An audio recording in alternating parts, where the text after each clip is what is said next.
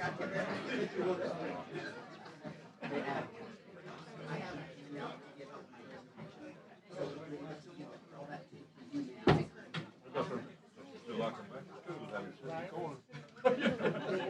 there's good reason for that. Okay.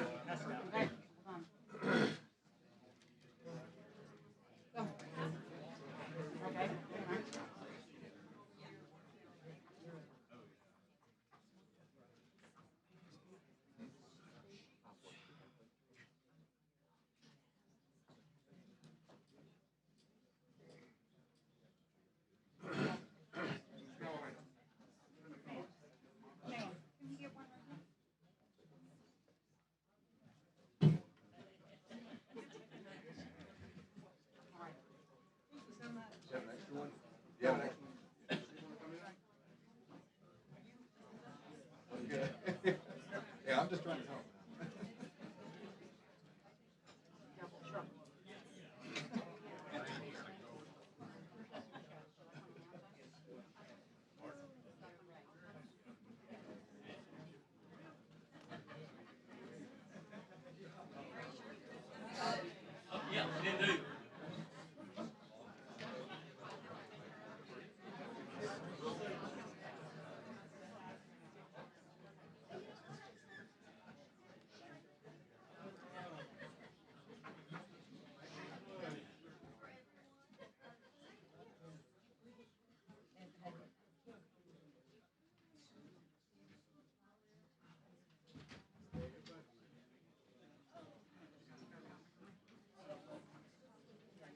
Senator, how are you?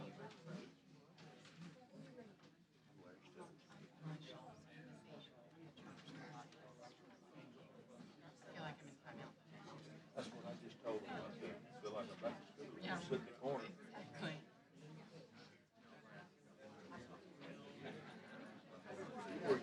So I'm in, down here a lot, but. Where's Park? Right outside downtown.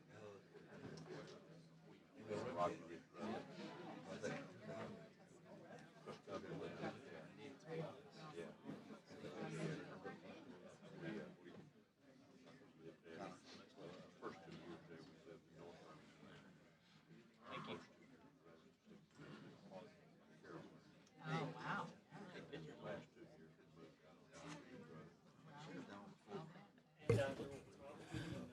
Before we get started, I want to say welcome to Education Policy, everyone. It's good to have you here. I believe I'm going to call on Representative Baker before we get started, and he's got some special guests to introduce. Thank you so much, Madam Chair. I do have two students here today. Actually, they're here for the week paging, and both of these are students that are part of Bruton City Schools. Which they actually, due to the full overflow room that we have here, they are actually sort of hidden right now. So, guys, I would ask you if you will sort of pop your heads out, come to the door so they can at least see you, and then I'll introduce you. All right, in the bow tie, then both these, once again, these are Bruton City School students. Then in the bow tie, this would be Edward Bridges. He's a junior at T.R. Miller High School. And then the other gentleman is Gavin Rogers, who is a 8th grader at Bruton Middle School. Very pleased, honored to have them here paging this week. So if you might would just give them a hand, thank them for their service. Thank you. Thank you, Madam Chair. You're welcome. And now that we've given Representative Gidley a moment to catch his breath, I'm going to ask him to open us in prayer before we begin. I came running in and I took the stairs coming down. So I told Chairman Collins earlier, I said, she asked me to lead the prayer today, and I said it's amazing because this morning as I was doing my devotion, something just prompted me that I thought she's going to ask me to lead the prayer, and she did. And I want to share quickly a passage of Scripture, then we will pray. Proverbs chapter 3, verses 5 and 6. It says, lean not to your own understanding, but in all your ways acknowledge him, and he will direct your path. Let's pray. Father, we want to thank you for this day, for this wonderful opportunity to serve one another, to serve our fellow man, but the greatest opportunity we have and the greatest privilege we've ever been given on this planet is to serve and know you. Father, we ask you to guide us today, Father, because what we do in these settings is important. We need your leadership. We need your wisdom. We need your direction. So we acknowledge you today. We trust you today. We ask you to guide us today. And Father, while everything done even in this meeting may not be according to what everybody would want, we pray your kingdom will come, your will be done, and that your name will be glorified. We welcome you into this time. We acknowledge you, and we know by doing so you will direct our path. In Jesus' name, amen. Amen. Thank you, Representative Gidley. We are called to order, and I ask the clerk to call the roll. Representative Collins. Here. Representative Baker. Here. Representative Drummond. Representative Daniels. Representative DuBose. Representative Estes. Representative Fincher. Representative Gidley. Representative Gray. Representative Hoke-Jones. Representative Morris. Representative Paramore. Representative Pascal. Representative Smith. Representative Woods. A quorum is present. Thank you very much. To let everyone know what's going on, we had a public hearing for House Bill 363, and we're going to begin with that, and just in the committee discussion and then voting on that. We are going to. A public hearing was not called for House Bill 342 last week, but we have had a request for speakers. So we're going to have two speakers, one on each side, and then we're only having a public hearing on House Bill 295, just to let us know where we are. So at this point, I'm going to turn the gavel over to Vice Chairman Baker because I'm the sponsor. All right. Thank you so much, Madam Chair. We do have the first bill before us today would be HB 363. Then Madam Chairwoman Collins, you're recognized. Thank you very much. Last week when we met, we had a public hearing. I believe even at that time, I had numerous amendments that I was working with. I actually have a stack of those amendments that I accepted almost all of them. I tried to work with each and every group, and that was my goal. We passed charter school bills in 2015. They are public schools. They reach out to students that are around them. They are making a difference in the lives, but we need to work on some governance. The governor asked us to do that in her State of the State, and some of these changes we've been working on along. So what I'm going to do is go through the changes in the substitute that you got on Friday, and then we will have an amendment with some additional changes that we agreed to between then.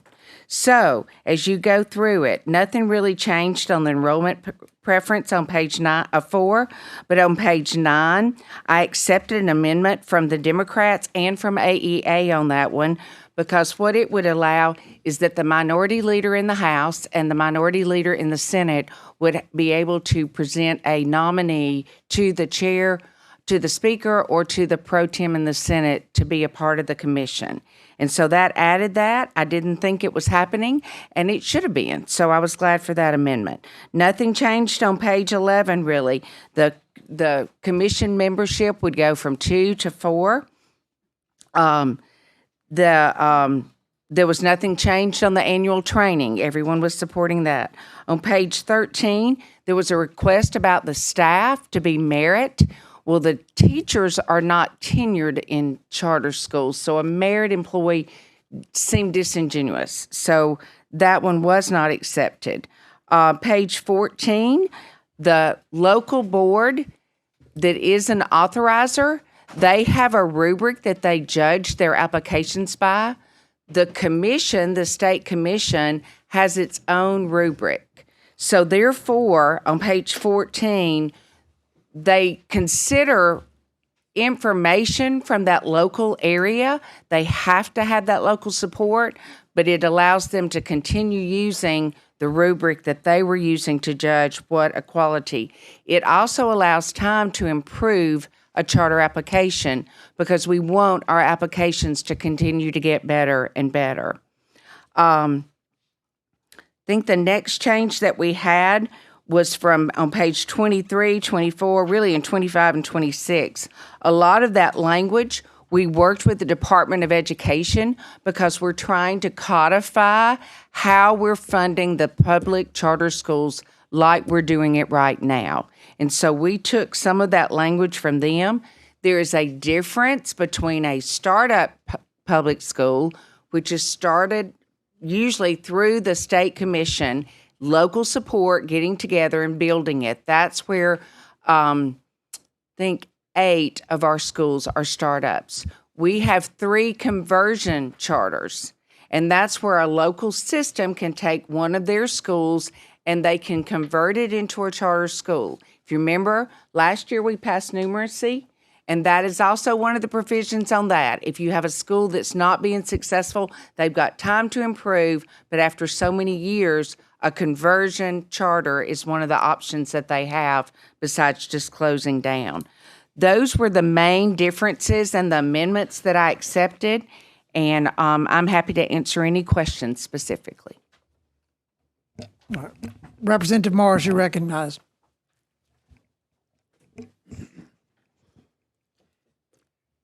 I guess this is page 26. It say including on 719, including startup public charter schools and conversion public charter schools. Is it What line are you on, Representative on Morris? page 26, line 719 and 720? Yes, thank you.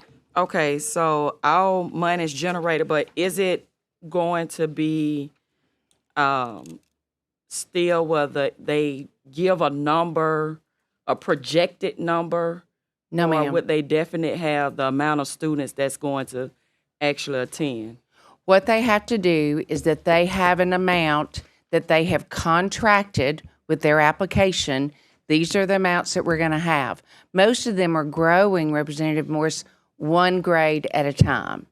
And so what happens, just like other public schools, they have that amount that they've contracted to reach. After the 30 days of school being open, just like all the other public schools, they do the head count, the ADM, I think is what it's called. If that is not accurate, then the State Department, as they call it, trues up that. And so they deduct any funding if they are not. If they are over, though, they just have more kids than they have funding. So, but they true up if they are under 30 days, just like all the other public schools.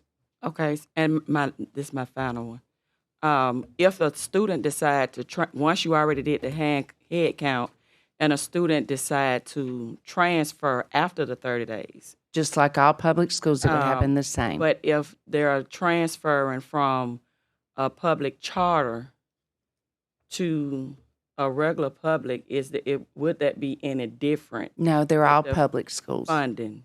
No, they're all public schools. It But would work my- the same way. So would the funding follow them? is It what- doesn't follow them now after that head count. It would the next year when they did that. Okay. Any further questions? Representative Gidley. Yes, Chairman Collins, and of course, we've had a lot of discussion on this bill. There's been a lot of discussion the last few weeks on this bill and a lot of things, and I'm appreciative of some of the amendments they're given. But just to restate what we had talked about somewhat earlier, and then the area that I am in has no charter schools. They really don't want to have charter schools. This will not affect any area that doesn't have a charter school. This will not require any area to have a charter school. Am I correct on that? That is correct. Or will it pull any funds from that area to go toward charter schools? Am I No, correct on all no. that? I mean, they're public schools. They get their dollars just like Okay. the other public schools. Representative Morris, you're recognized. At the appropriate time when we get ready to vote, I'd like to do a roll call. Thank you.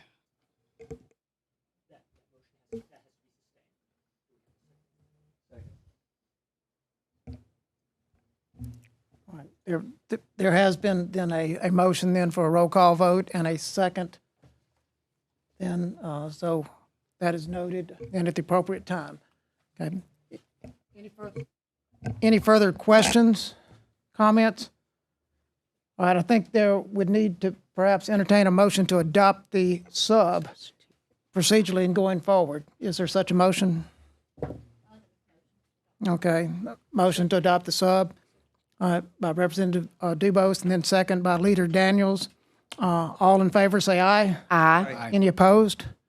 Okay, the substitute has been adopted. Representative Collins, you're recognized further. I believe you mentioned about some amendments. There is just one amendment. I can explain what it does. If a local board has denied a charter school application, and it is on appeal to the state commission. They had not really shown up for the commission, so we had eliminated that, but that was very important to some people on this committee. And so this amendment says that that local board would get at least 15 days prior notice so that they could come to that commission meeting and address the public hearing. And that's on line 390.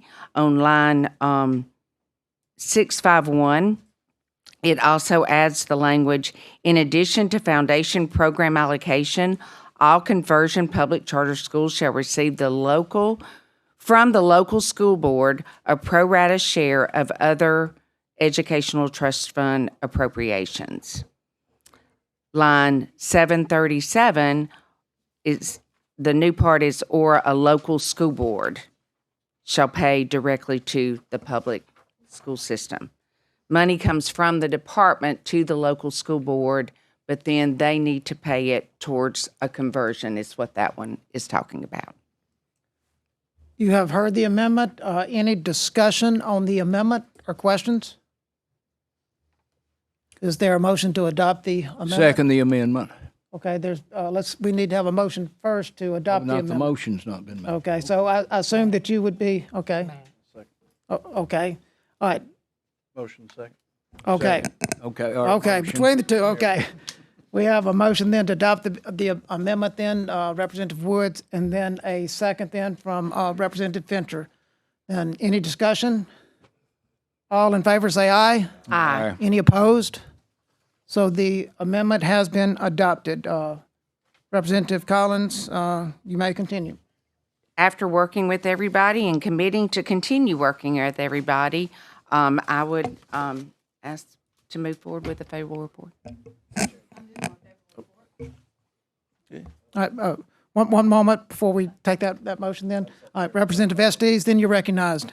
Yes, thank you, Mr. Chairman. This is a clarification that the sponsor and I have discussed. I just want to make sure that I understood it correctly. And for those here, Representative Gidley referenced it on a broader scale, but would you confirm for everybody here that this is not touching local funding?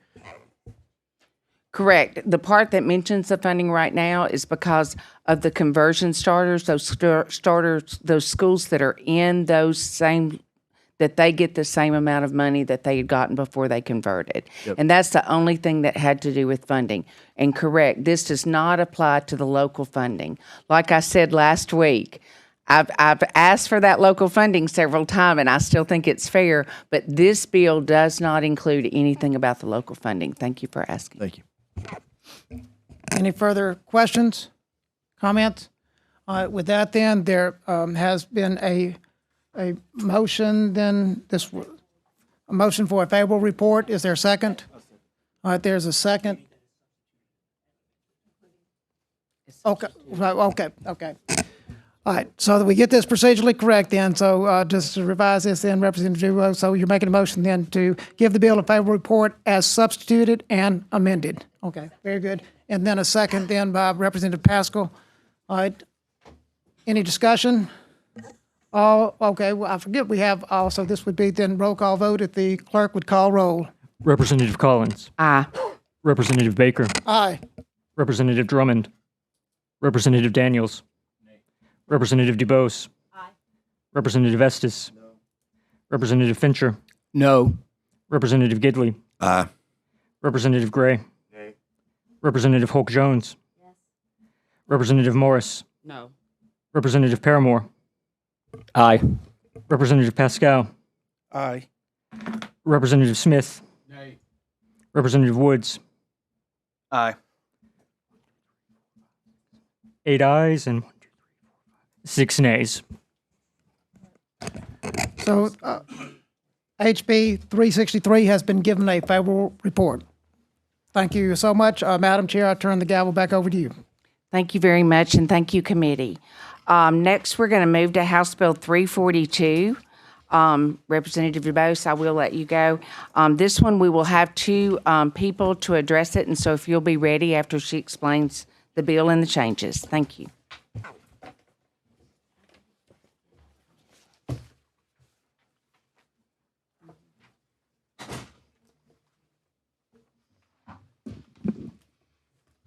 Thank you, committee members. I'm here today to talk to you about HB 342, which is the Alternative Teacher Preparation Act. We have worked with interested parties on this amendment that I want to talk to you about briefly, and I'm going to give you just a brief overview just to make sure everybody understands what we're talking about here. Last year, we passed the Alternative Teacher Prep Act, which addressed the teacher shortage we have in Alabama by creating a professional teacher certification. This is for individuals who have a bachelor's degree and want to become certified to teach in our schools. The average age of this program participant is about 40 years old. The applicant can take the classes at their own pace and online. Average completion time for each subject is about 7 months. The instruction includes both subject matter and pedagogy. This legislation today addresses the requirements of the teacher certification providers. So this March, rules enacted by the Alabama State Department of Education significantly limited the ability of these organizations to operate in our state. That compromised the original intent of our legislation that passed last year. So the purpose of this legislation today is to provide a framework of rules that allow quality certification programs to operate in our state. The qualifications for the providers are very thorough. They need to operate in at least 5 states for at least 10 years and have educated at least 10,000 students. But we are continuing to work with interested parties if there's any amendments coming forward. But at this time, I'm prepared to answer any questions, and I believe we are even going to have an amendment. Representative Morris. Did you just say they had to work in 5 states? Like, is that mandatory? Okay, I was just saying that the providers that are going to provide this certification program will need to have operated this program in at least 5 states. Okay. So I'm sorry if I wasn't clear on that. I was probably talking too fast. Any other questions? Representative Smith. I have a comment about it, and I think it's a good bill. As a former principal, I was able to get individuals such as an engineer, a pilot, and an RN who were willing to go back on an emergency certificate and then get a alternative master's degree. This would greatly help individuals who are desiring to teach. Many retired military and their spouses, where they have a BS degree in a subject matter that would be appropriate for high school. And so I very much support this as a great alternative to help Yeah, with our teacher shortage. that's right. It's just one more option. Thank you. Are there other questions? Representative Baker. Thank you, Madam Chair. Representative Dubose, I see really this bill is 2 things really maybe that would be achieved with this. One is continuing on the bill that passed last year with the alternative certificates, and that would be that there be expanding the potential pool of would-be then teachers, which is something we desire to do. But then the other part of that would be that these alternative pathways, that they have quality to them. And so I think that's the intent of what you're trying to do with this bill. So That's right. Thank you. So no question. I just wanted to maybe make that commentary. Thank you so much. Representative Paramore. Yes. How is this different from what the 4-year schools are already doing in teacher certification? They have, are you talking about perhaps their 4-year program, or when you? No, I mean, are the colleges of ed in our 4-year institutions, are they providing this certification They don't now? have this exact certification. They could come up with one and participate in it if they want to. But they have programs generally that, would lead to a master's degree and require that you go to school for a longer period of time, that you take classes in person. So this is a more flexible and honestly less expensive version than what our 4-year colleges. Who's providing the courses now? If So it's we're different than 4-year schools, I mean, Yeah. somebody's doing them today. Who is that? Who's providing those classes now? Are you talking about in in-state. other states? No, in our state, in Alabama. Who's providing the certification now? We don't have anybody doing it right now. That's what we're trying to get going. So none of the 4-year schools are letting you take the 3 or 4 classes or doing whatever? They have their own programs, and they do have that, but it's different from what this is. It's more of a traditional education process that takes a longer period of time, and we're trying to offer an alternative. Is it the same amount of classes? No, and this one you might just pick biology, for example. So say you just want to go back and be a biology teacher, you just take subject biology, and then you also have to take some how to teach classroom. Yeah, I was going to say, there's got to be some. Half of it is classroom training, and the other half is subject matter training. So you would pick which subject you want to go back and teach, and actually take the class for that particular subject. So if you have an engineer, he would possibly take the math class because he would have expertise in that subject, and then it would include classroom training. So the 4-year schools are making them take more than just the one subject matter Yes. that they want to participate in. Yeah, that's a good way to put it. Yeah. Representative Gidley. Okay, a couple of just clarification, basically. All right, you said the people that are brought to this program have to first of all have a bachelor's degree in something. That's right. That's right. They have already attended a 4-year Okay, school so and they've gotten it. already At got a a minimum, bachelor's they may degree. have a bachelor's degree. They may have a law degree. They may have a master's. I was talking to an attorney yesterday that wants to do it. Okay. Yeah. So what they would do through this program is they would take another course that would qualify. They've got to have a master's degree in something. A bachelor's degree. Bachelor's degree, excuse me, in something. Then they would take this course that would qualify them then to teach in a classroom setting. Correct. Is that right? Okay. That's right. Okay. Now, the other thing is the organization we're talking about, are they accredited organizations? Well, I don't know if you would say they're accredited through. I don't know. Can you answer that question better than I can, Terry? Well, I mean, I tell you what, they why pass don't we- these rigorous tests that we have for them? I don't know if you call them accredited or not. Well, and that's what they're trying to do, is to be accredited so that they can have their program in the state of Alabama. And we're trying to broaden what that looks like so that some will be qualified to do it. Yeah. Would this I be mean, a our good time teachers to will be allow accredited. one proponent and one opponent? If you will introduce yourself, say who you're with, and then speak, I would call you forward right now. Who is our proponent? Yes, thank you. Hi, my name is Isabel Welch, and I'm the Director of Government Affairs for American Board, which is one of the programs that would be able to operate in Alabama under HB 342. So Representative DuBose touched on this previously, but we were here last year. We worked with several stakeholders, institutions of higher ed groups, and the State Department of Education to create that HB 307. And the goal of that bill was to help address the teacher shortage. And unfortunately, during the rulemaking process, things went a little bit sideways, and the number of organizations that were able to be approved through that process was about 1.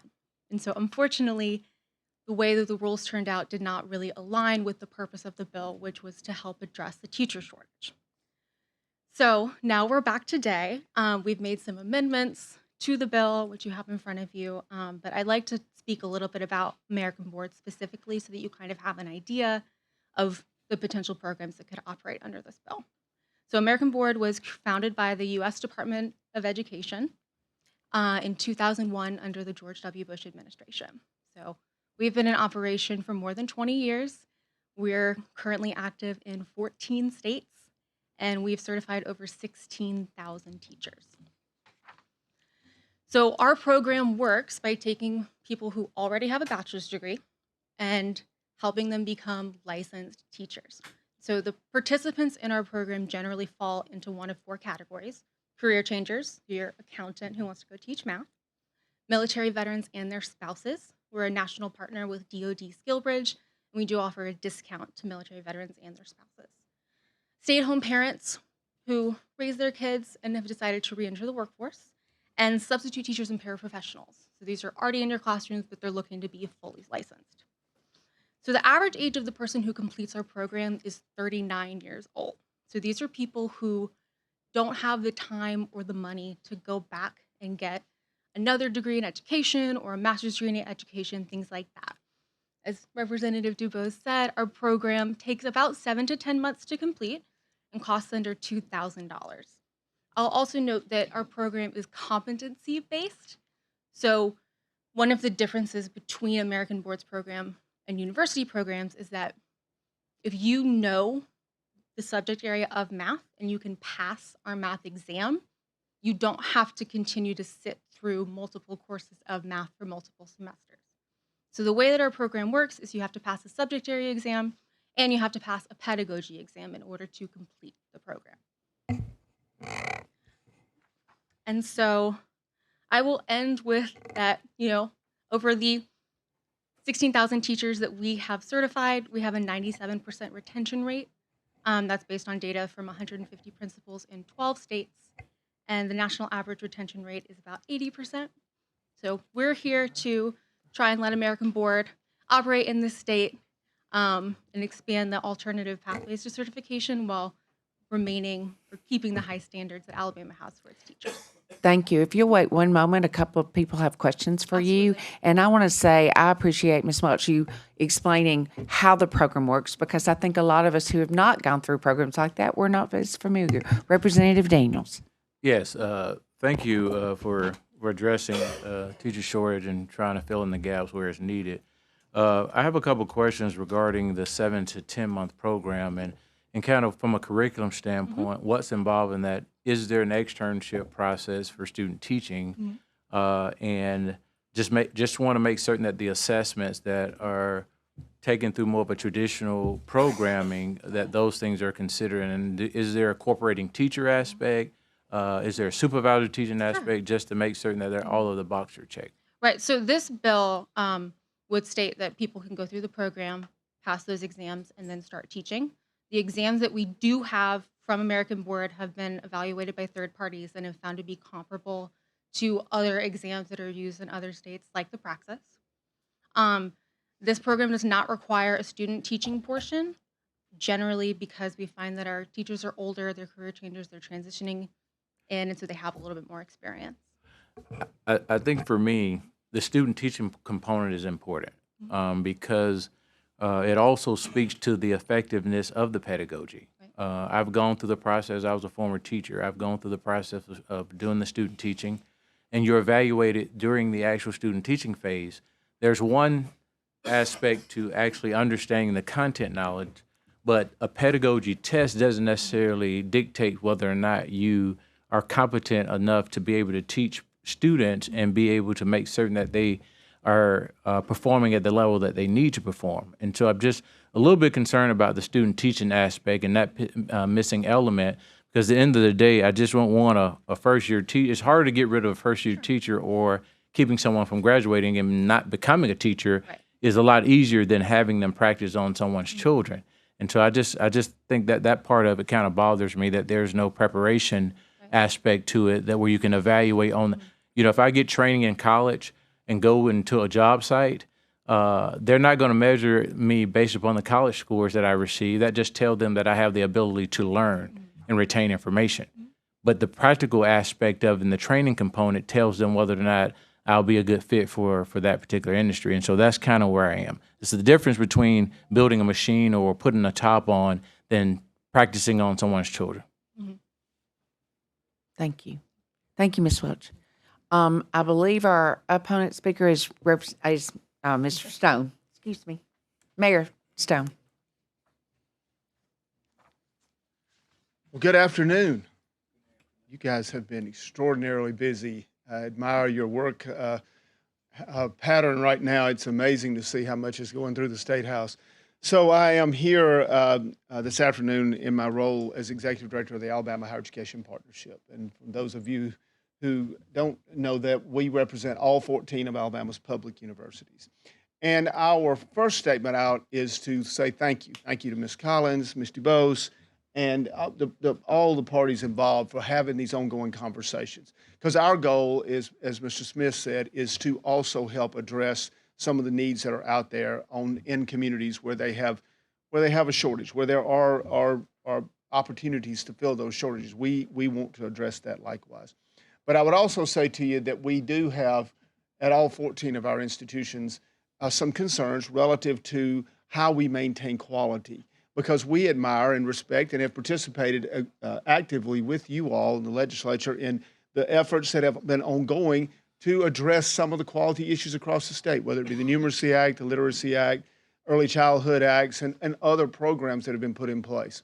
So how do we balance that, and where do we find that balance?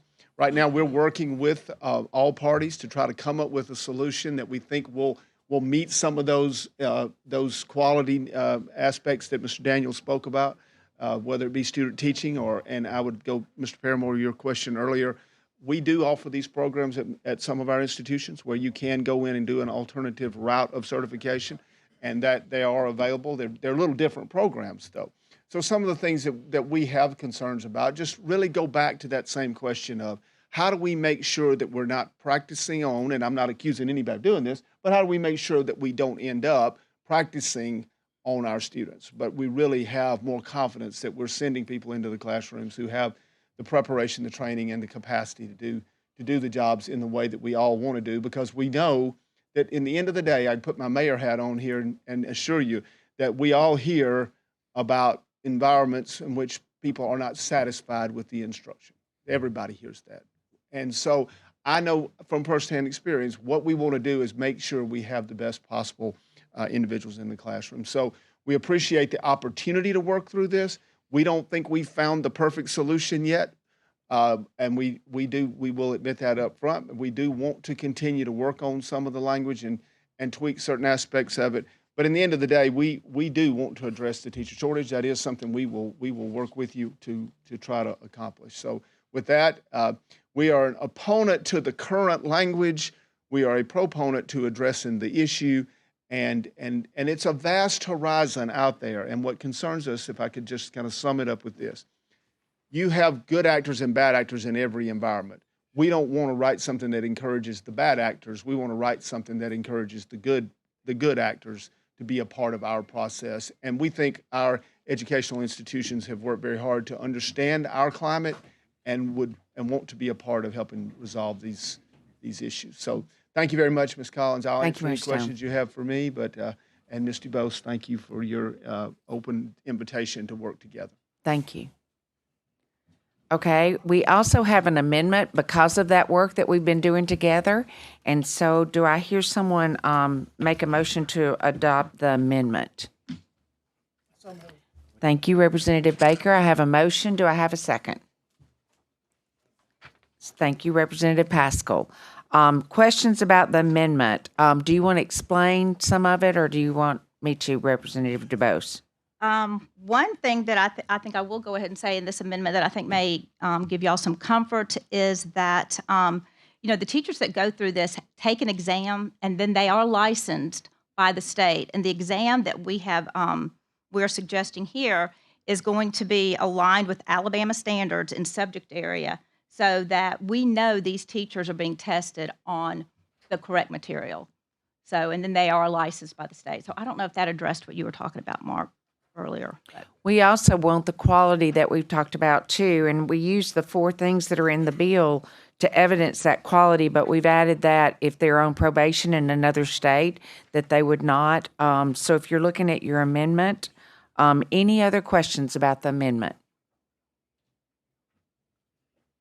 We have a motion, we have a second. Representative Paramore. Would we be acceptable to including student teaching? I mean, not student teaching, but being in the classroom for a short period of time, just like the normal teachers do when they go through that process? I think the minority leader brought up a pretty good point. Well, I think what we're trying to address, I would love that, and I love student teachers. I like a residency program, to be perfectly honest, as students are coming out of school. I am supportive of that, but I think this bill is actually trying to address what we're talking about, emergency and teachers that are not qualified in any way to be in their class. They're just warm bodies and they're substitute teachers. And so I would say that we are willing to work as we move forward, but since we don't have that amendment ready, we'll just address the one we have on the table. And you need to remember, too, these teachers have to be hired. I mean, you may have passed all this programming, you may have a license, but then you still need to be hired by your local school board. So their resume will be reviewed. And if that principal or school board decides this person, based on her complete resume or his complete resume, plus this additional training, plus this test that they've passed, plus this license, if they meet all their requirements and they're the best, they need teachers and that's the best applicant, then they'll get hired.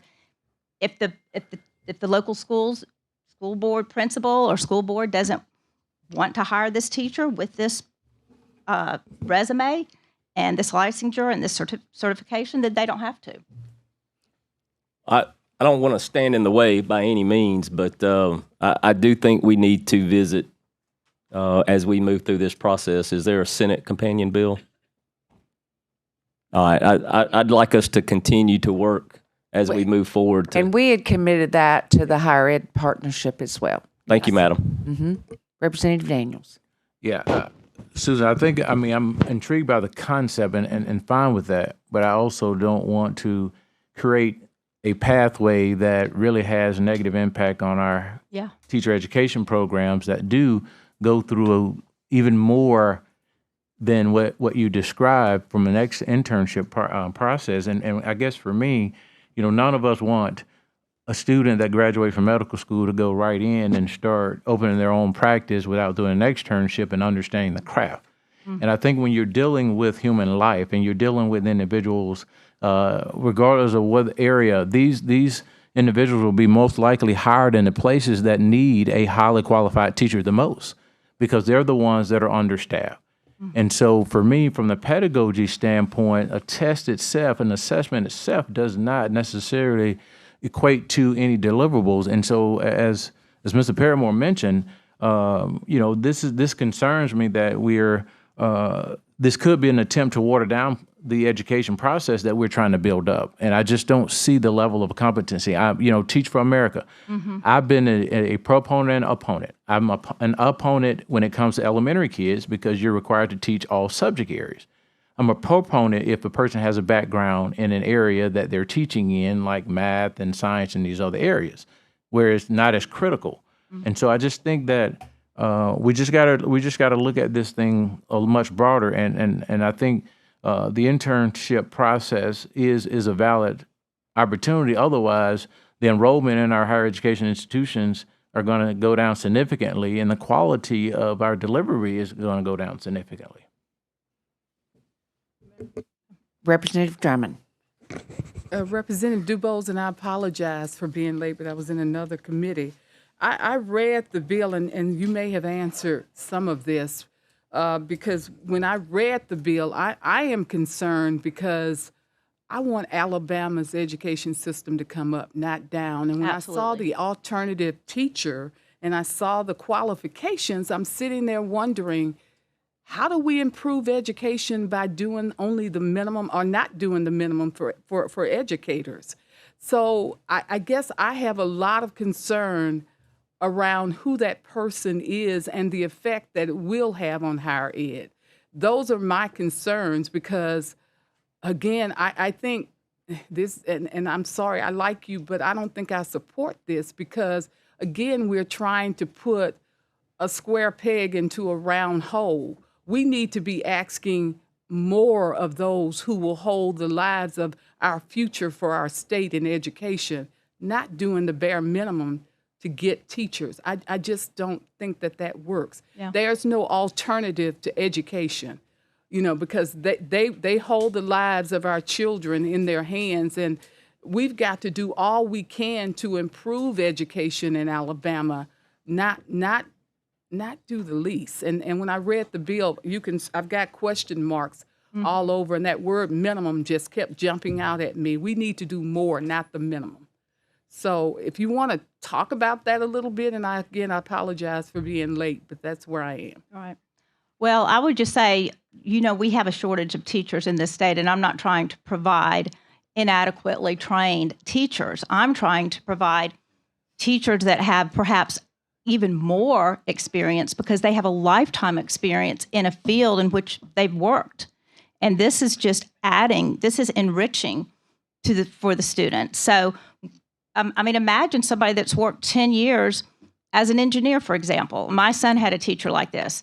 He had a teacher who had an aerospace degree and worked for Lockheed Martin, but decided because she was having children that she wanted to change jobs. So she came to work at a high school, even though she had an aerospace degree. And so she taught math there. And then she also led the robotics program. That could not have been a more positive role model for my son, who went on to now be an aerospace engineer. So they actually can bring more knowledge to the classroom. And again, the principal has the option to either hire that person or not once they see the whole resume and the whole lifetime of experience that person may bring.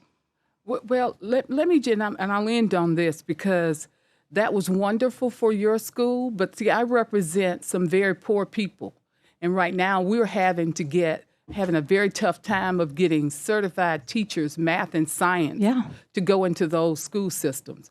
I don't want an alternative teacher there because there are great minds that came out of that community. And I can't settle because the aerospace engineer that went to your school, they are not going to come to my area. I don't know that that's not. I don't necessarily agree with that. But let me put it this way: I don't want them to come to my area. I want a certified teacher teaching those kids because they have already been left behind on so much other things. Well, I agree, and this isn't certification. It's just a different way to certify somebody. Well, and I think there's a lot of people out there that want to give back and they're looking for a way to give back. Maybe, they're retiring from their career and they don't want to just stay home. They want to give back to the community. Maybe they want to go work in an inner city area. And I can definitely see somebody like this. Why won't they go back to higher ed and go through the natural, traditional way of getting an education degree? Maybe they don't want to spend that much. money. Why don't they do that? I mean, it costs a lot of money. It takes a lot of time. You may have to quit working the job that you have now. This is just a more flexible program. And some people may choose that, especially if they want a master's degree. This doesn't give you a master's designation, master's degree designation. So this program is not for everybody. And, it may not be for every school, but it's an option for some people and for some schools. And I think you can find very qualified people by going through this program. I said my last, and this is my last question. How will this help with the recruitment of certified teachers into our system? I mean, if I'm in education and you're allowing alternative teacher preparation, what would motivate somebody to go into education and want to teach? Because they can go and get the minimum. They don't have to do the whole thing. Well, you have to have a 4-year degree to even do this. You have to already have a 4-year degree. So we're not taking away from the universities. I mean, these are people that have already attended a 4-year university and gotten a 4-year bachelor's degree. And hey, I want to grow all of our teachers. I want to grow the teachers that we have in a traditional program, the 18 to 22-year-olds. We do need to work on growing that model of education too, and I'm 100% for it. This is just another option that may work for some people and for some schools. And I certainly do not want to have, to lessen the quality of the teacher at all. That is not the intent of this, or to make it, to lessen the quality of what they do. This is just an opportunity for more people. I mean, we have a shortage of educators. I truly think there's people out there that want to give back and want to go through a program like that and go back and teach, and there's real value in that. Thank you. Representative Daniels. Yes, to the young lady that spoke, that was a proponent that deals directly Ms. with Welch. the program. What's her name? Welch. Ms. Welch. I mean, for you, Representative Bowles, I think that for me, I think I would be less comfortable with them going to underperforming schools. Okay. All right. I'll be less comfortable with that. From a testing and standard and rigor, I want to understand the rigor in this. I want to understand how many years this has been in place. And in the areas that have been in place, are we tracking the success of those classroom teachers after they've gone into the classroom? Before bringing this to the state level, I just want to understand the dynamics and the data that has been collected thus far. Those are good questions, and I think we can get you that information. And I'll be glad to pass that along through our clerk. Representative Smith. Just quickly, I would respond to my friend, Ms. Drummond. This upped the quality of teachers that I had when I was a principal. Not that those weren't good teachers that came straight from our higher institutions, but when you had an engineer who had been working and then had a desire to come back to work with his children or children in the community, it raised the level as far as the standard in Billingsley School. When I had an RN who wanted to come back, so she would have the same hours as her children.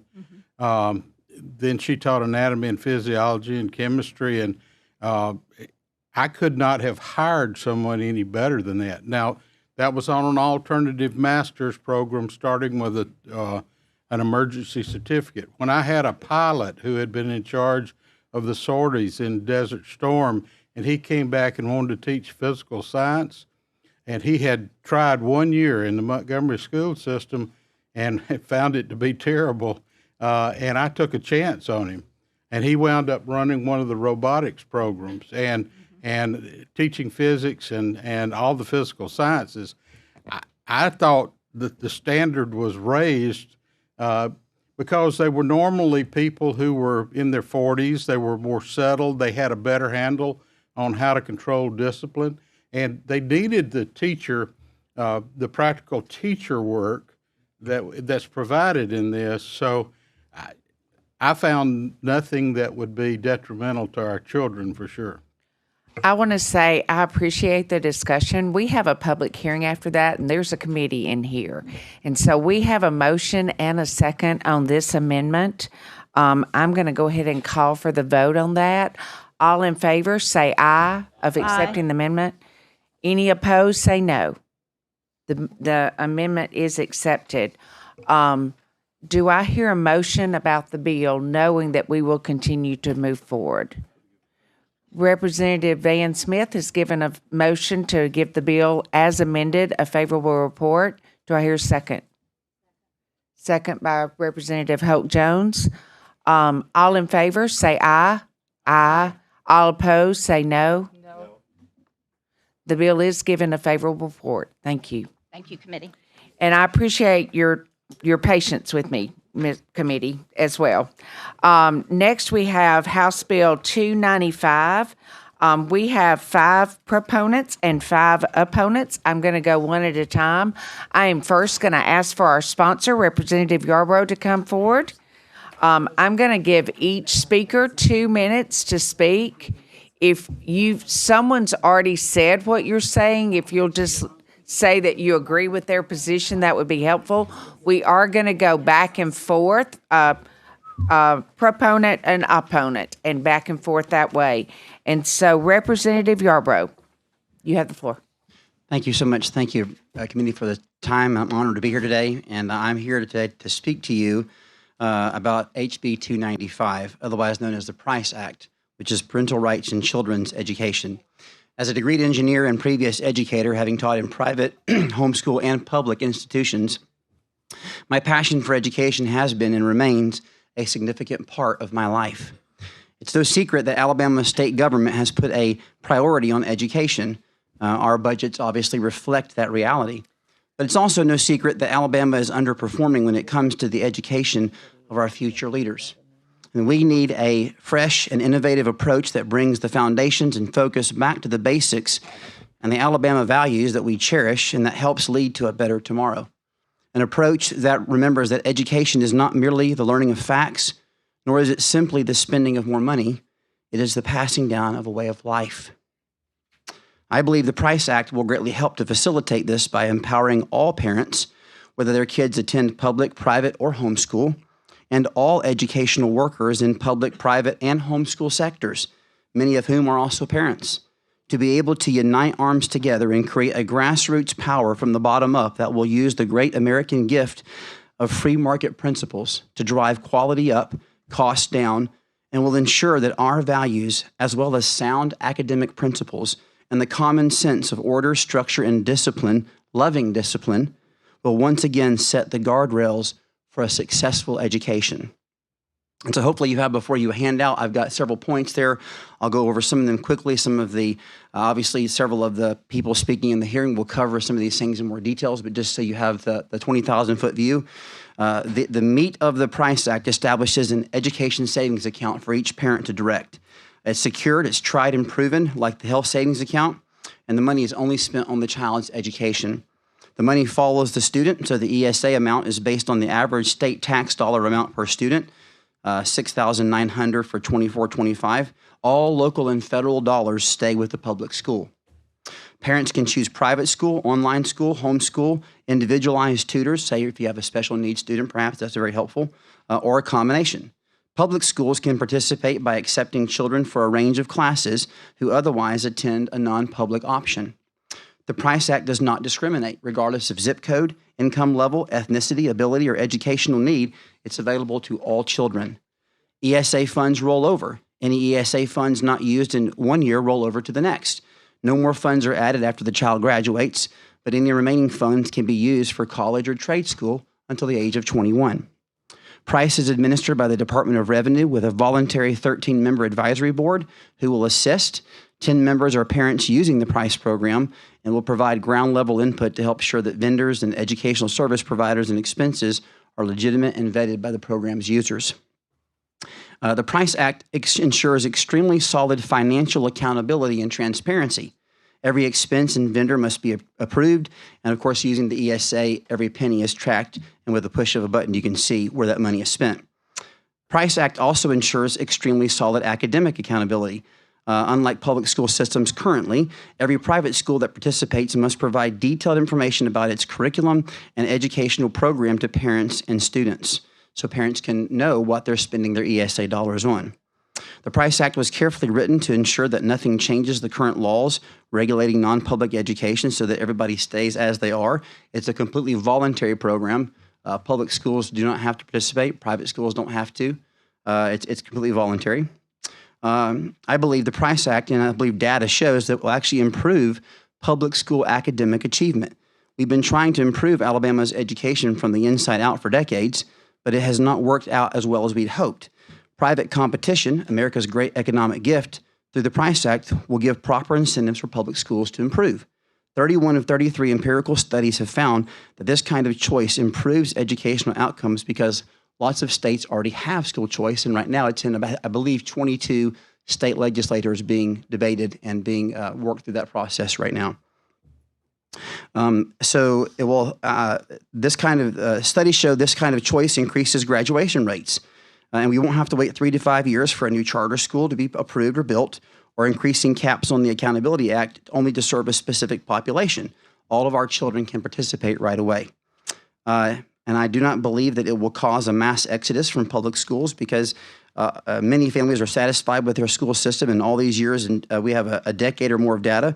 It's a 2 to 3 to 4% take-up rate, but at the same time providing a huge impact of measurable improvement in public school outcomes because of school choice options. We're also working with budgets and numbers to put a cap on the dollars available in the program so that we can measure the success of the program while also ensuring the stability and growth of the ETF. So in closing, I know we got a lot of speakers coming, but it was my honor yesterday in the legislative chamber. I told Representative Daniels I was going to use his name in my closing remarks today. So it was my honor in the chamber to vote for HB 217, sponsored by Representative Anthony Daniels. This legislation was hailed as innovative and holding the potential to help transform the Alabama workplace because it returned power and money to the everyday Alabamian by ending state income taxes for overtime work hours. This legislation has the potential to increase workforce participation, employee retention, local money spent in local economy, because that's where everyday folks spend their money. Lots of great things, right, if it's signed into law. Because we voted to give money and power back to the people that we are called to represent. I would humbly submit to you that HB 295 is exactly the same. And the benefits we could see in returning power and money to everyday Alabamians could have an even greater impact.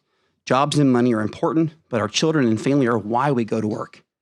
The education of our children forms our future, and it's time to let everyday Alabamians put their hands on the financial steering wheel of their children's education with their tax dollars to help guide and lead our children to a more sound intellectual, academic, and spiritual foundation where excellence, discipline, and values are the guardrails for Alabama's future leaders.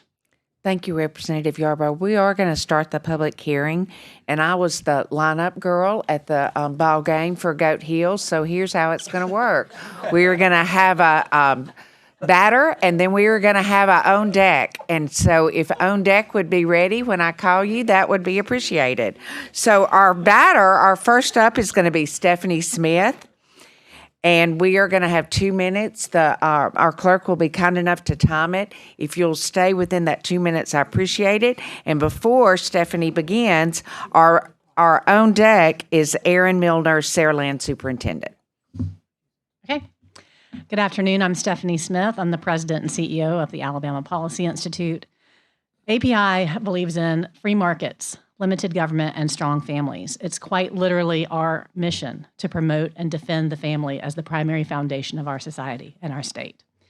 School choice initiatives like the Price Act acknowledge and strengthen the role of parents and our responsibility to raise our own children. That's why school choice has been a priority for API since I was in elementary school. I'm a public school kid, kindergarten to grad school at UAB, and I'm a big supporter of public schools. The reason I'm a supporter of public schools is the reason all of you support public schools. Is because education is the single most effective tool for success for children. The end. However, I also always err on the side of freedom, and I believe that parents should be afforded with options to do what they believe is best for each of their children every single year. The ultimate goal of school choice is to give parents agency to educate their children as they see fit. Public education is a dual monopoly. It is both compulsory and financially required by taxation. On this point, let me be abundantly clear about education money and education funding. There are only tax dollars that are sent by the populace for your shepherding and for your allocation for the point of educating students.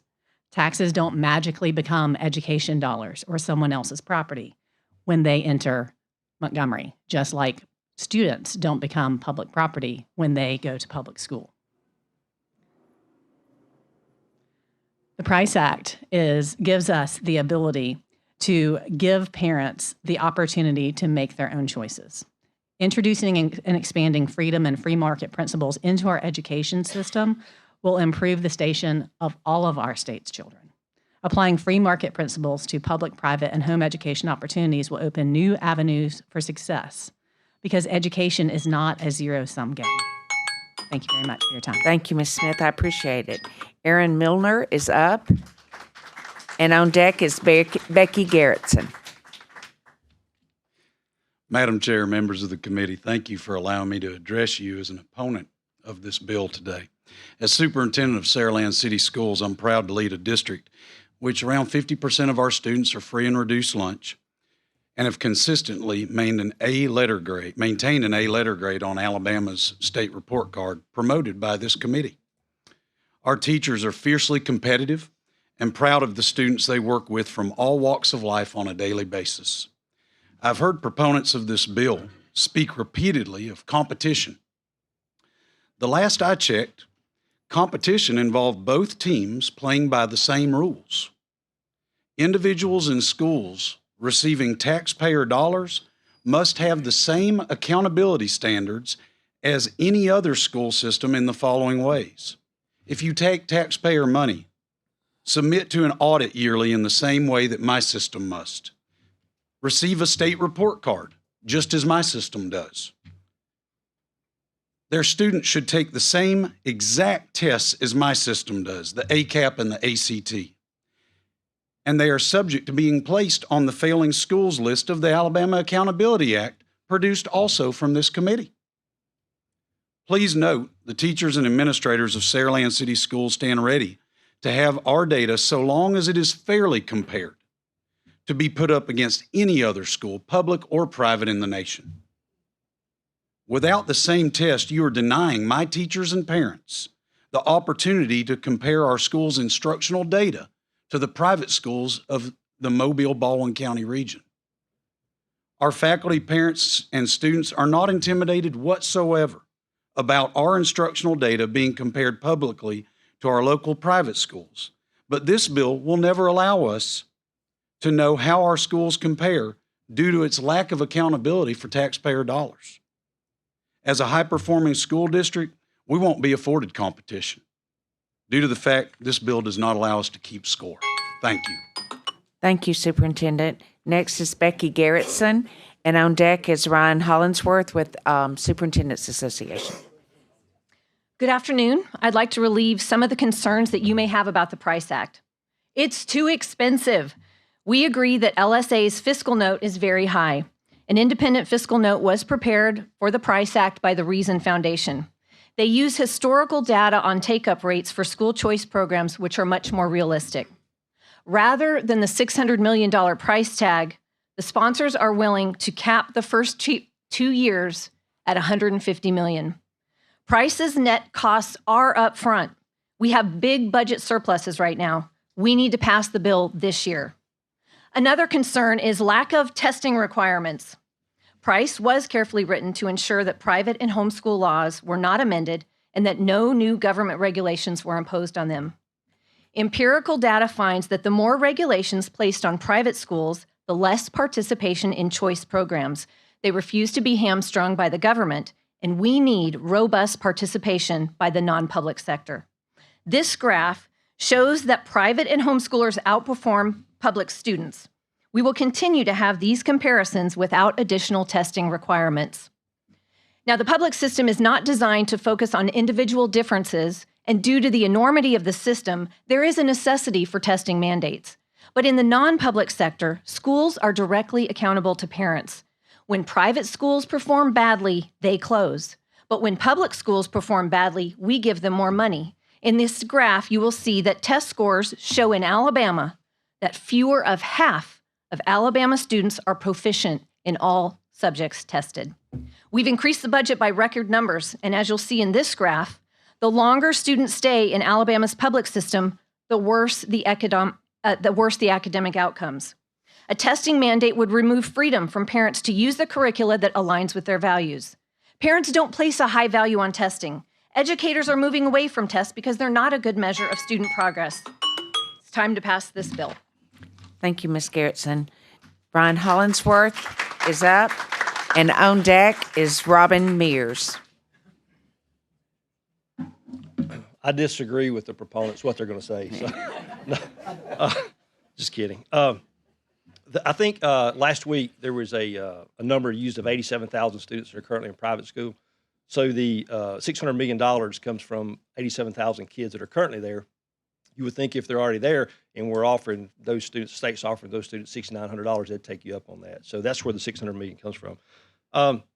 Looking at the 5 largest private schools in Montgomery, high school tuition is like between $11,000 and $17,000 a year.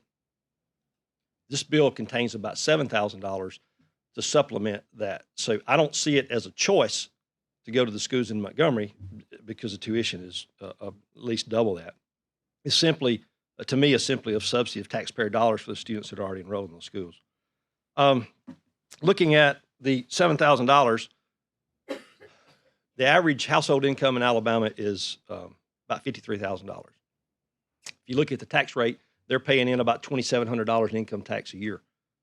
So average household has 2 kids in it, so that's about $14,000 they'd be receiving in this program. But that parent is, the household is paying in about $2,700. So I'd need income tax from about 4 other households to make that cover those costs. One thing I've heard is that money needs to fund the kid, not the school. So if you look at the way public schools are funded in Alabama, it's through the foundation program, and we collect average daily membership, and the number of students that we have in each school determines the number of teachers, assistant principals, counselors, and those type of things. So we're already doing that. Looking at performance, the only thing that we have in Alabama to compare performance is the AAA students compared to the regular public ed kids. And the University of Alabama has put a study out in 2021 that said the ACT performance is similar, but the PSAT is worse for the kids on the AAA than the public school kids. So that was published in September 1 of 22 by the University of Alabama about Alabama kids. Thank you, Mr. Hollingsworth. Next is Robin Mears. Thank you for being on deck. And on deck is Dr. Allison King, the EA. Thank you, Chairman Collins and committee. We appreciate it. I just heard the illustration used by a gentleman talking about the median income in Alabama. I think it's around 55,000. And he talked about the amount of money that would be taxed would be insufficient to be a ESA. But I must remind you, committee, that these taxpayers, they may have 2 children that go to school for 15 years, but they pay taxes until they die. So there would be, and we have to think in terms of the individual. A few years ago, I walked into a food store, looked at the back, and there was a gentleman I knew. And I said, "Hey, I didn't know you worked here." He said, "Well, I took this job when I put my daughter in your school." And indeed, he had put his daughter in my school because her mother had passed away and his wife had passed away. She needed the kind of support that our school could give her. So he took another job to be able to afford to put her in our school. He said it was the best thing he ever did.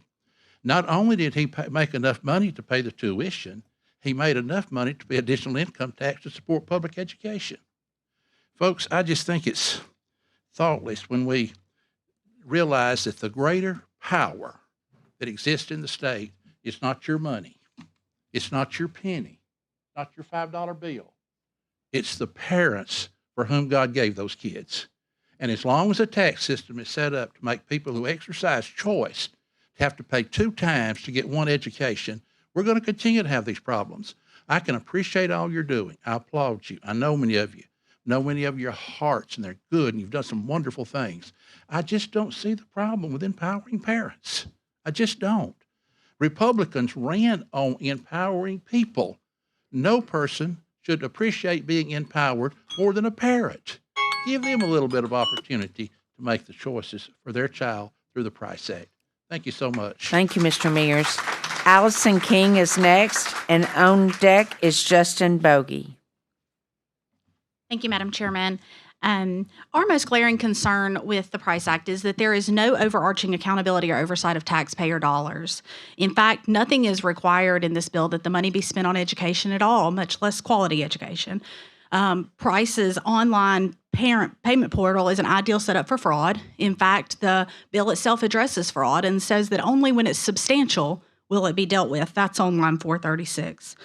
Because the overwhelming majority of parents who are receiving these vouchers already have their children in private school, they can use this money on pretty much anything they want. It could be used for new iPads on line 531, ACT or SAT prep courses on line 536, Space Camp on line 520, or even Travel Ball on line 513. These are all allowable expenses under the law. Talk about double dipping. The law also says that parents can use the AAA money that's already in place for private school tuition and then also receive the voucher for their under the Price Act as well. No public school student right now receives double dollars. There's zero oversight and accountability for these education service providers. All that is required of them is to sign up on a website, not directly pay kickbacks, and give a receipt. That's in line 572 of the bill. That's all. There's no review of the curriculum, services, materials, or anything else. Anyone can get online and say that they're an education service provider and receive the money. I have a link to the how this has worked in the state of Arizona, which a lot of this is being based off of. I'd be happy to share with you, but their state superintendent was very clear about what a major problem this is. All of our current public schools have required accountability for funds, achievement, and more. Why would we not require that of this as well? I work for AEA, yes, but I spent 10 years as a classroom teacher and school administrator, and I know directly the impact that this would have on our schools. Our communities are built around strong public schools, and if we continue to siphon dollars out of our public school systems, we are hurting our communities all the way around and hurting our families and hurting our students. Thank you for your time. Thank you. Justin Bogey is up next, and on deck is Arthur Watts, CFO of Montgomery County Schools. Thank you for the opportunity to speak today. Justin Bogey, Senior Director of Fiscal Policy with the Alabama Policy Institute. I'd specifically like to talk about some of the budget impacts and costs of this. As Becky mentioned earlier, this is really a chance to make an investment in the future of Alabama's education, and I feel that we're in a better position to do this now than ever. Over the last 5 years, tax collections earmarked for education are up 54%. Spending has been up about 40% over that time. Last year, if you include supplemental appropriations, about $9 billion was spent on education. Right now, there's a $3 billion combined budget surplus. We're on track for over $2 billion education surplus next year. And I feel that taxpayers deserve a greater say in how that money is being spent and a chance to really choose what education is best for their children. We've also mentioned briefly the cost estimate on this. It's a large number.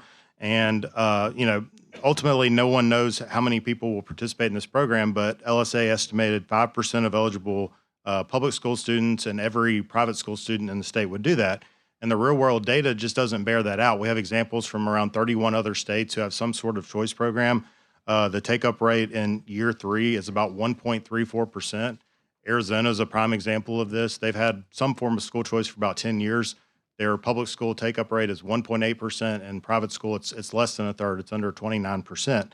So it's hard to say that every private school student, or even the majority of private school students, and not that many public school students would likely utilize the ESA program. So it's not as big of a cost as we may think.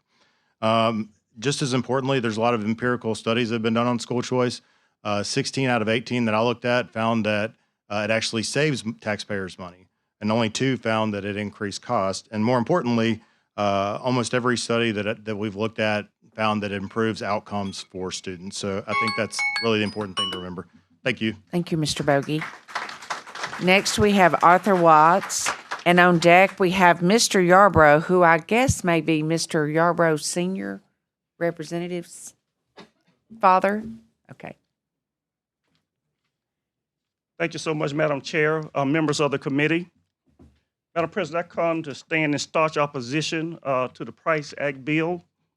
First, Madam Chair, the passage of this bill will basically lead to the dismantling of public education and truly hurt public education students throughout the state of Alabama.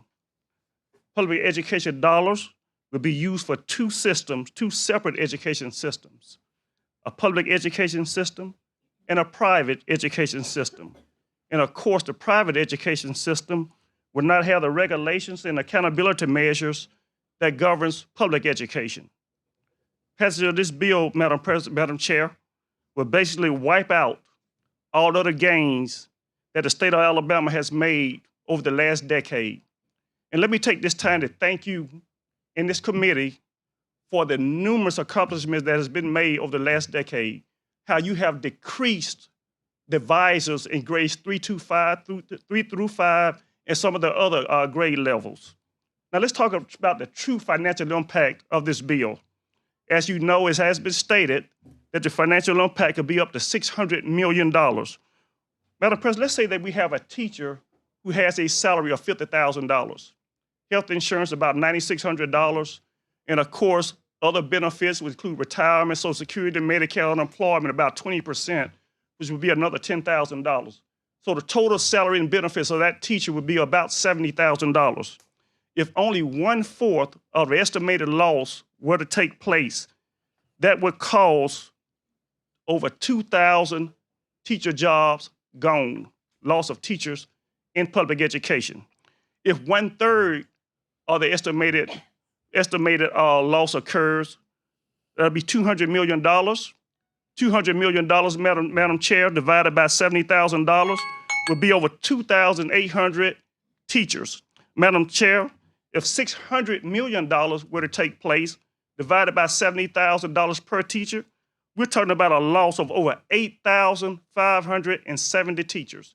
Now, it was estimated by a member of the Heritage Foundation last week at the Senate committee meeting that the first 3 years would cost about $400 million. Well, even just taking their numbers, Madam Chair, $400 million would cause a loss of over 5,700 teachers in public education. Thank you, Mr. It will Watts. hurt our students. I appreciate it. Next up is Mr. Yarbrough, and then the last is Sally Smith with School Boards. Thank you. I come to you to address you as a homeschooler from 1983 forward. I am now a second-generation home educator. I have been a serial entrepreneur for over 40 years. I have trained over 400 young men, 57 young women, and now a number of married couples who have started over 120 businesses since that time. So I've had that experience of educating them and working with them. But the greatest aspect of this bill is the fact that it decentralizes the decision-making process. It gets values back to the individuals. When we started homeschooling, we had a committee. And in that committee, both members showed up of that committee. And we sat across the kitchen table from one another and we decided what we wanted in our school. My wife carried the majority of the load early on, but we wanted the 3 R's, which everyone wants: respect, reverence, responsibility. But we decided we also wanted the 3 C's: creativity, curiosity, courage. And we even wanted our children to have some F's: faith, freedom, and failure. And we didn't ask the governor of this state. We didn't ask anyone else for input on the values that our children were going to get. We did that ourselves. So there were times we failed. There were things we learned. But education itself is a product. It's a marketplace product. It's not something unique that's any different than other things. It is a product that can be valued in one way or another. And the fact that we've heard all these reports about what it costs, good, bad, et cetera, gives assessment to the fact that we look at it as a product. And when any civil society centralizes its form of civil government, it entrenches political entrepreneurs. Thank you, Mr. Yarbrough. Next, we call up Sally Smith. Good afternoon, and to use the chairperson's analogy, I guess I would be cleanup. You are cleanup. Last word, and cleanup for the folks who are speaking in opposition. Thank you. I am Sally Smith, and I'd like a few minutes just to share some concerns that school boards have about this bill that you haven't heard. And I think we got to get down to the basic. The basic is, why do we have public schools? We have public schools because we, the people, through you, the legislature, have decided we need an informed citizenry. They need to be productive workers and intelligent voters. And to do that, we have made education compulsory, and we spend billions of dollars each year on education. More importantly, this legislature, and in particular this committee, and including your predecessors, have literally spent time with dozens and dozens of bills and that are now laws that you say are important to make our students informed, good citizens. I can't even read this list. Be happy to share with you later. I can't even read this list in 3 minutes that I thought I might get, let alone the 2 minutes. But let me give you some examples. You have said that an education should have 4 years in high school of math, 4 years of science, 4 years of social studies, 4 years of English. You have made provisions for elementary schools. You have said computer science is important. And again, the list goes on and on. In terms of safety for students, you have said that background checks are important. So the people educating our students, we know that they're good folks. You have said that there needs to be comprehensive drug abuse education, sex abuse education that's abstinent-based. You have mandated character education. If you pass the Price Act, you basically say none of this matters because there's no guarantee that the educational savings accounts will be used to achieve the things that you say are important. Thank you, Ms. Smith. I appreciate it. We have another committee in this room when we are done. And so what we are going to do that is slightly different than normal policy is that we are going to have our discussion at the first of next week. And so it won't be a public hearing at that point. But if you've got questions for any of those that spoke, we have we have contact information for these people. We can get in touch with all of them. So if you've got that, please get that to our clerk. If you will be willing to come back, Representative Yarbrough, Next Wednesday, we will have discussion on the bill at that time. And today, we are adjourned.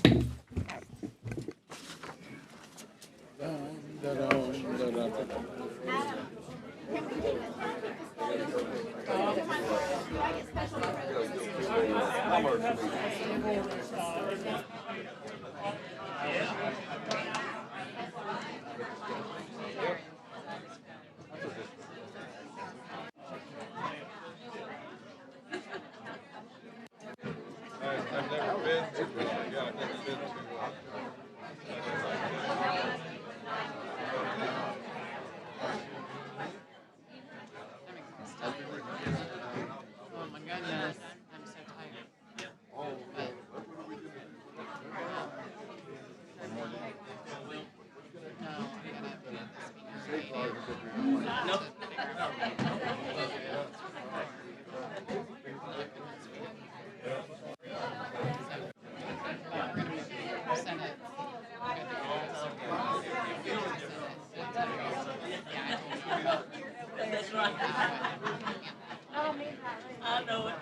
Long time no see.